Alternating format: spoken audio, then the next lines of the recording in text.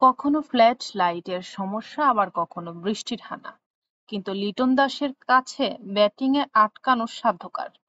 এক প্রান্ত থেকে যখন উইকেট পতনের মেলা, অন্য প্রান্তে তখনও একা দাঁড়িয়ে ছক্কা লিটনের। 50 পেরিয়ে হাঁটা দেন সেঞ্চুরির দিকেও। নেদারল্যান্ডসের বিপক্ষে সিরিজের দ্বিতীয় ও সবশেষ ম্যাচে টস সেরে আগে ব্যাটিংয়ে নামে বাংলাদেশ।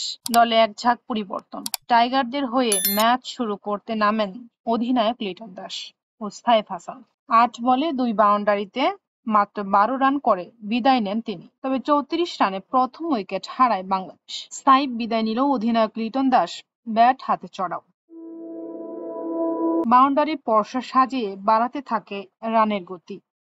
এরই মাঝে নামে বিপত্তি। ফ্ল্যাশ লাইটের সমস্যা কাটতে না কাটতে সিলেটে নামে ভারী বৃষ্টি। বৃষ্টির বাধায় ফ্ল্যাট বন্ধ থাকলেও ওভারে একের পর এক ফের ব্যাটিং ছক্কা হাঁকিয়ে তুলে 50 তুলে নেন লিটন। 50 রান তুলতে তিনি মোকাবেলা করেন 27টি বল। লিটন দুর্বার গতিতে এগিয়ে গেলেও তৌহিদ হৃদয় উইকেট হারান 14 বলে। মাত্র 9 করে 77 রানে দ্বিতীয় উইকেট হারায় বাংলাদেশ। তবে 50 পেরিয়ে সেঞ্চুরির দিকে হাঁটা দেন লিটন দাস। কিন্তু তার মাঝেই নামে বিপত্তি। ক্লেইনের বলে ক্যাচ দেন ম্যাচ ও দাউদের হাতে। মাত্র 46 বল খেলে 6টি 4 ও 4টি ছক্কার সাহায্যে 73 রান করেন টাইগার অধিনায়ক। লিটনের পর একই ওভারে বিদায় নেন শামীমও। 19 বল খেলে 21 রান করে শামীম। তবে লিটন শামীম বিদায়ের পর দলের রান বাড়ানোর দায়িত্ব নেন নুরুল হাসান, জাকের আলী অধিনায়করা। তবে সব মিলিয়ে চ্যালেঞ্জের কোচ এর দেখা পায় বাংলাদেশ।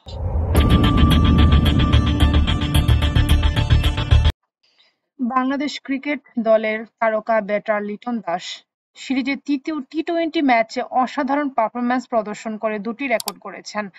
মাত্র 29 বলে অর্ধ-শতক পূর্ণ করে তিনি বাংলাদেশের হয়ে সবচেয়ে বেশি টি-20 50 রেকর্ডটি নিজের করে নিয়েছেন।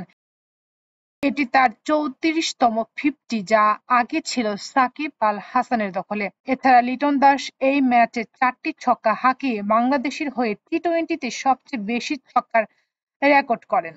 উল্লেখযোগ্য যে লিটন দাস মাত্র 110 ম্যাচে 77টি ছক্কা হাঁকিয়েছেন। এই সিরিজে লিটন দাসের ব্যাটিং পারফরম্যান্স বাংলাদেশকে সিরিজ জয় নিশ্চিত করতে গুরুত্বপূর্ণ ভূমিকা পালন করেছে। বিশেষ করে তিনি 3 ম্যাচে 145 রান সংগ্রহ করে সিরিজ খেলোয়াড়দের পুরস্কার অর্জন করেছেন।